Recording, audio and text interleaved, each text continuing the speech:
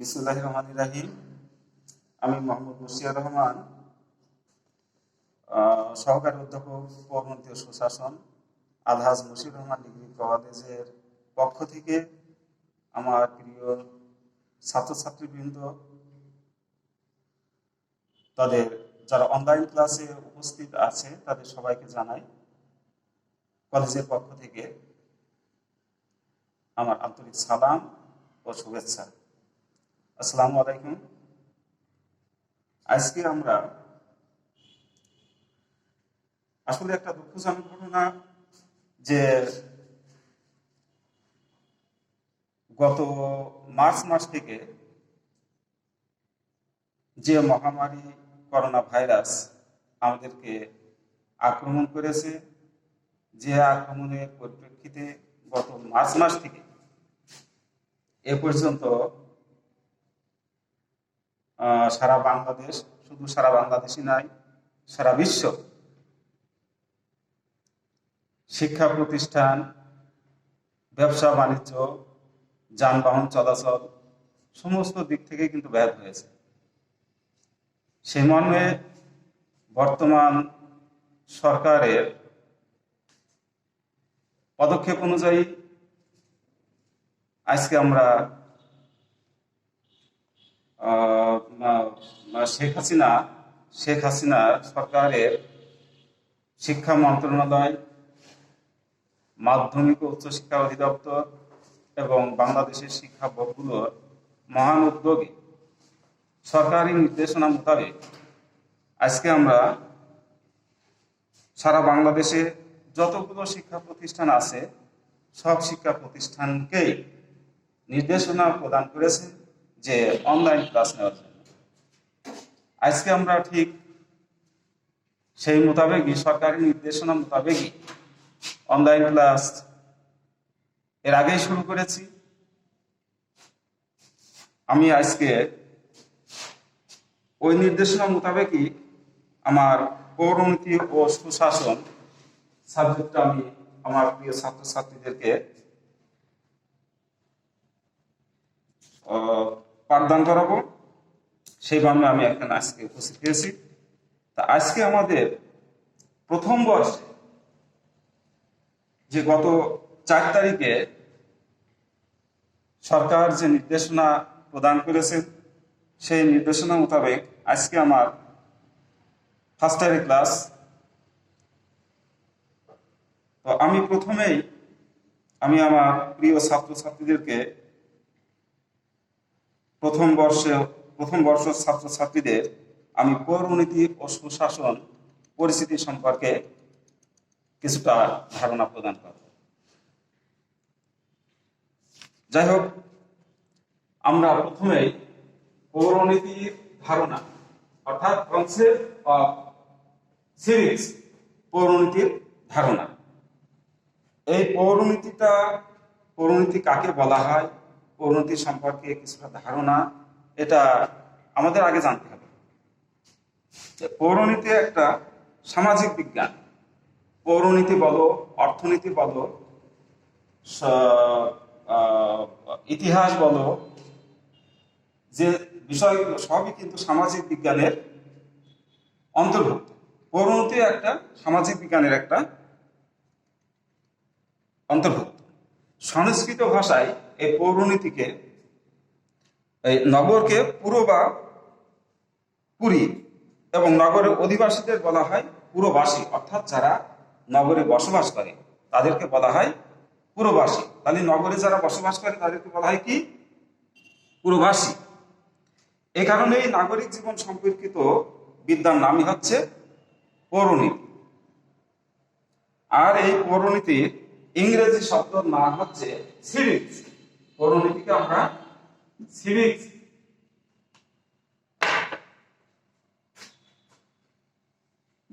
CIVICS, এই সিভিক্সকে ইংরেজিতে বলা হয় পৌরনীতি।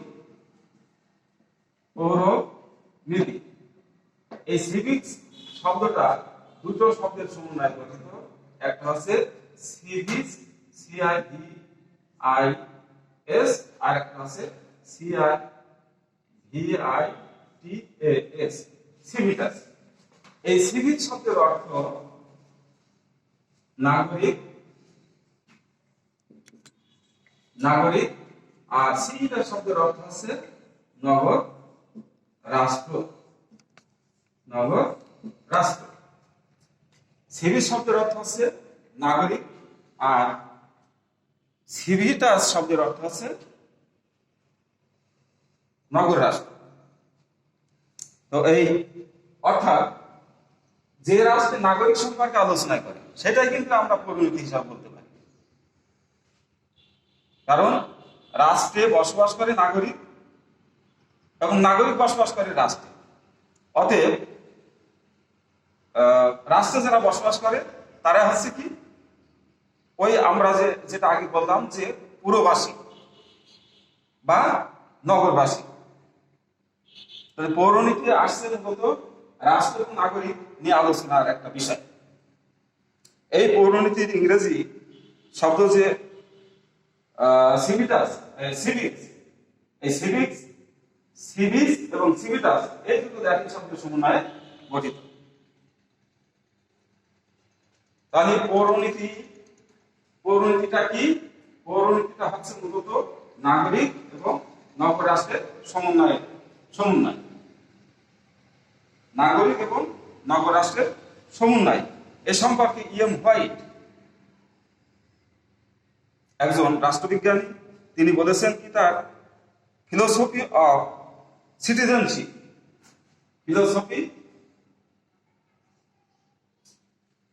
ফিলোসফি অফ সিটিজেনশিপ গ্রন্থে উল্লেখ করেছেন কি যে নাগরিকতার সাথে জড়িত সকল প্রশ্ন নিয়ে যে শাস্ত্র আলোচনা করে, নাগরিকতার সাথে জড়িত সকল প্রশ্ন নিয়ে যে শাস্ত্র আলোচনা করে সেটা হচ্ছে পৌরনীতি অর্থাৎ সিভিক্স।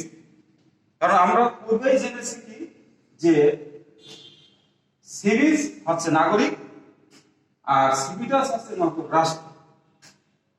এখানে বলা হচ্ছে কি যে নাগরিকতার সাথে জড়িত সকল প্রশ্ন নিয়ে যে শাস্ত্র আলোচনা করে তাই পৌরনীতি। নাগরিকতার সাথে জড়িত রাষ্ট্রে যারা বসবাস করছে তারাই হচ্ছে নাগরিক, তাদের সাথে জড়িত সকল প্রশ্ন, অর্থাৎ একটা রাষ্ট্রে বসবাস করতে গেলে আমরা মানে মানে প্রথম থেকে শুরু করে শেষ পর্যন্ত একটা মানুষ যখন জন্মগ্রহণ করে সেই জন্ম থেকে শুরু করে মৃত্যু পর্যন্ত তার কিন্তু রাষ্ট্রীয় বিধিবিধান মোতাবেকই তাকে চলতে হয়। সকল বিষয় কিন্তু তাকে সরকারি বা রাষ্ট্রীয় আইন অনুযায়ী চলতে হবে।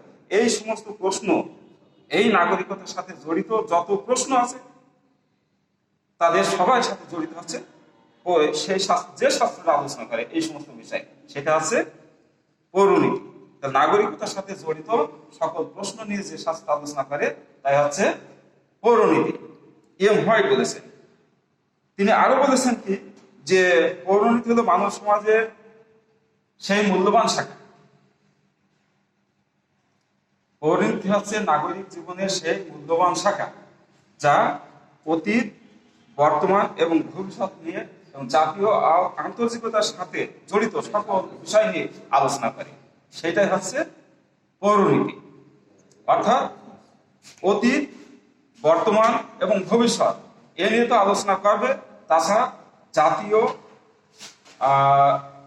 এবং আন্তর্জাতিকতার সাথে জড়িত সকল বিষয় নিয়েও এই পৌরনীতি আলোচনা করবে। তাহলে যে শাস্ত্র অতীত, বর্তমান এবং ভবিষ্যৎ এবং জাতীয় আন্তর্জাতিক সকল বিষয় নিয়ে আলোচনা করে সেই শাস্ত্রের নাম হচ্ছে পৌরনীতি। তাহলে আমরা পৌরনীতির সংজ্ঞায় পেলাম কি? পৌরনীতির সংজ্ঞায় পেলাম যে ইএম হোয়াইট বলেছেন যে শাস্ত্র নাগরিকতার সাথে সকল প্রশ্ন নিয়ে আলোচনা করে সেই শাস্ত্র হচ্ছে পৌরনীতি। আর তিনি আরো বলেছেন কি যে নাগরিকতার সাথে জড়িত অতীত, বর্তমান এবং ভবিষ্যৎ, জাতীয় এবং আন্তর্জাতিক সকল বিষয় নিয়ে আলোচনা করে যে শাস্ত্র তাই হচ্ছে পৌরনীতি। এবারে আমরা আসবো যে পৌরনীতির পরিধি, পৌরনীতির পরিধি।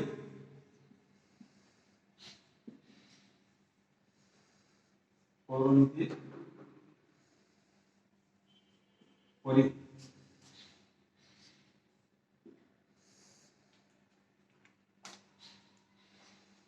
পৌরনীতির পরিধি, পৌরনীতির পরিধি অর্থাৎ পৌরনীতি কতটুকু এরিয়া নিয়ে সে চলতে পারে। আমরা কিন্তু পূর্বেই বলেছি যে মানুষ যখন জন্ম নেয়, জন্মের পর থেকে মৃত্যু পর্যন্ত সে কিন্তু তার চলাচল করতে হবে সম্পূর্ণ নিয়ন্ত্রণের ভিতরে, অর্থাৎ রাষ্ট্রীয় যে বিধিবিধান আছে সেই বিধিবিধান অনুপাতে তাকে চলতে হবে।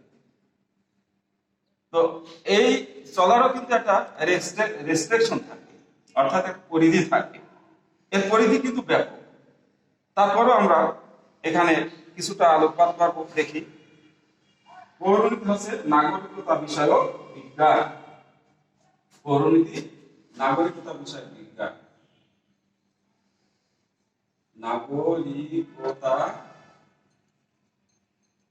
বিষয়ক বিজ্ঞান।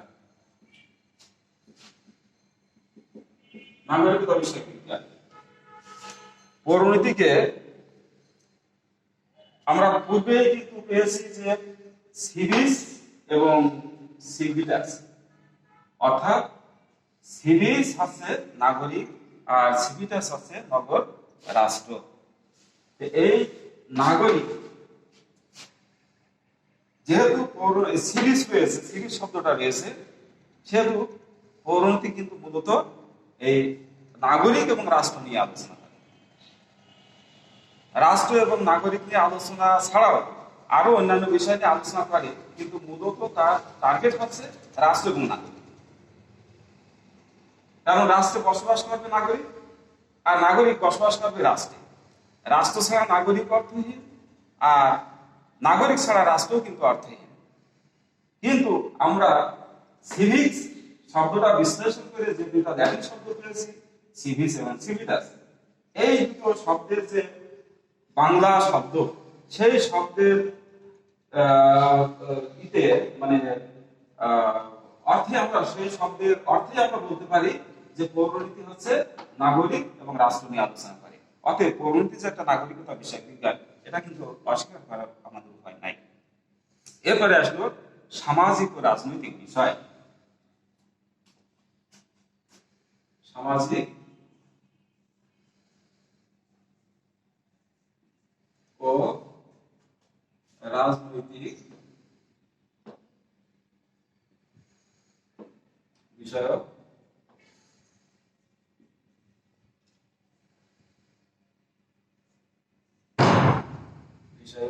বিজ্ঞান।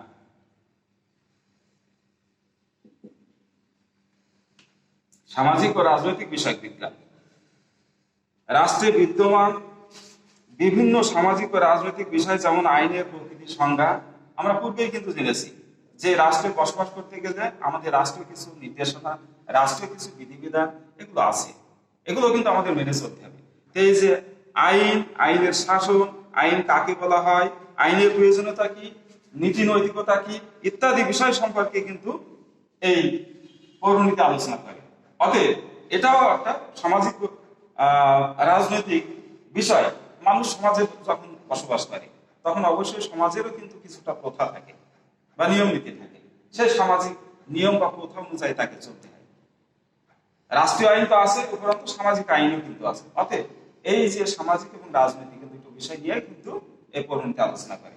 অতএব তার পরিণতির সীমাবদ্ধতা এখানে রয়েছে। এরপরে আসলো নাগরিকতা স্থানীয়, অতীত এবং আন্তর্জাতিক বিষয়। নাগরিকতা স্থানীয়, স্থানীয়, জাতীয় এবং আন্তর্জাতিক। নাগরিকতা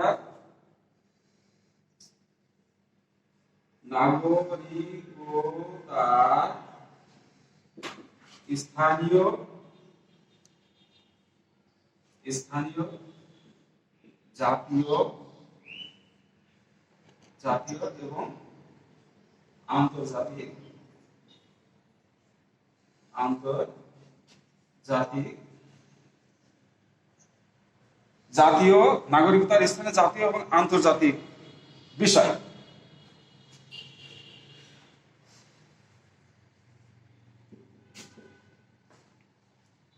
আমরা সংজ্ঞায় পেয়েছি কি?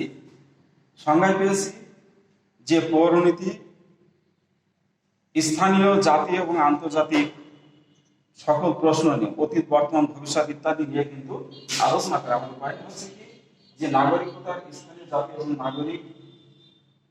নাগরিকতার স্থানীয়, জাতীয় এবং আন্তর্জাতিক বিষয়। অর্থাৎ একটি রাষ্ট্রে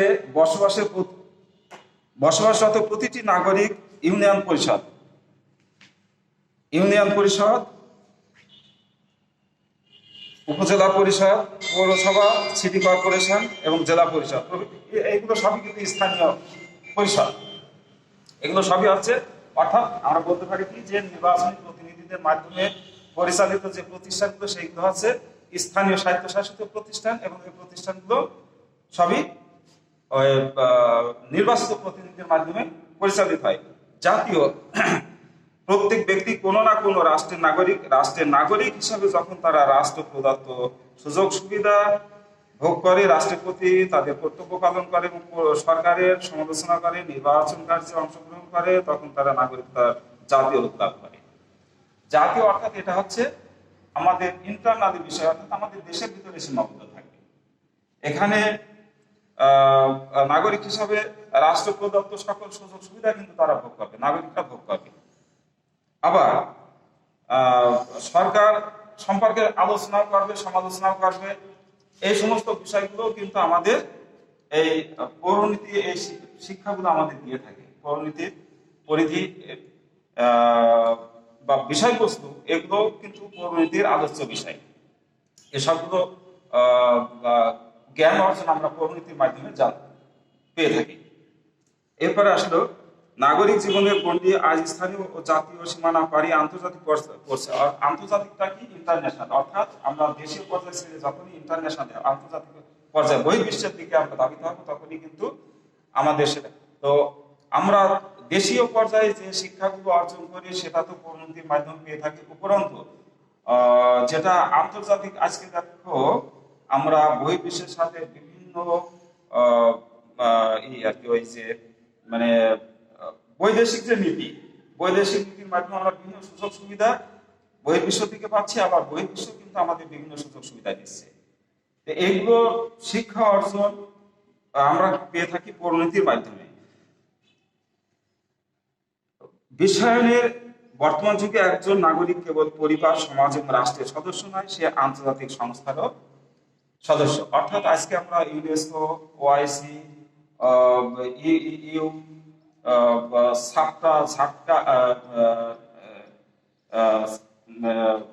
কমনওয়েলথ, জাতিসংঘ ইত্যাদি প্রতিষ্ঠানের কিন্তু আমরা সদস্য।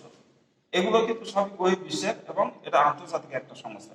এই সমস্ত সংস্থার সাথে আমরা কিন্তু জড়িয়ে আছি। বিশ্ব শান্তি এবং বিশ্ব ভ্রাতৃত্ববোধে উদ্বুদ্ধ হয়ে বিশ্বের সকল জাতি আজ মৈত্রীর বন্ধনে আবদ্ধ। আজকে কিন্তু আমরা বিশ্বের অন্যান্য রাষ্ট্রের সাথে সম্পৃক্ত হয়ে আমাদের উন্নয়ন এবং আমরা আমাদের মাধ্যমে তারাও যাতে উপকৃত হয়, তাদের মাধ্যমে আমরা যাতে উপকৃত হই, আমরা স্বয়ংসম্পূর্ণতা অর্জন করি, সেই মাধ্যমে কিন্তু আমরা তাদের সাথে চেষ্টা করি। যোগাযোগ, রাজনৈতিক ক্ষেত্রে সমৃদ্ধি অর্জনের লক্ষ্যে বিশ্বের প্রায় সকল রাষ্ট্রই বন্ধুত্বের বন্ধনে আবদ্ধ হয়েছে, যার ফলে গড়ে উঠেছে জাতিসংঘ, কমনওয়েলথ, ওআইসি, আসিয়ান, নাফটা, সাপটা ইত্যাদি আন্তর্জাতিক সংস্থা। একজন প্রতিষ্ঠানের এ সকল প্রতিষ্ঠানের উৎপত্তি, গঠন, লক্ষ্য, কার্যাবলী ইত্যাদি বিষয় সম্পর্কে পৌরনীতি আমাদের আলোকপাত করে থাকে, পৌরনীতি আমাদের জ্ঞানদান করে থাকে। যাই হোক, এরপরে আমরা পৌরনীতি পাঠের প্রয়োজনীয়তা সম্পর্কে আলোচনা করব। তোমরা সবাই আগামী দিনে পৌরনীতি পাঠের প্রয়োজনীয়তাটা একটু দেখবা, যাতে করে হয়তো আমি ক্লাস নেব, ক্লাসে তোমাদের একটা সুবিধা বোঝার জন্য আমি মানে তোমরা এটা পড়ে আসলে হয়তো বোঝাটা সহজ হবে। তো আজকে এই পর্যন্তই। তোমরা সবাই ভালো থেকো, সুস্বাস্থ্য মেনে চলো, সরকারি বিধি মেনে চলো, এই বলে আমি পুনরায় শুভেচ্ছা জানিয়ে শেষ করছি। ধন্যবাদ। আসসালামু আলাইকুম।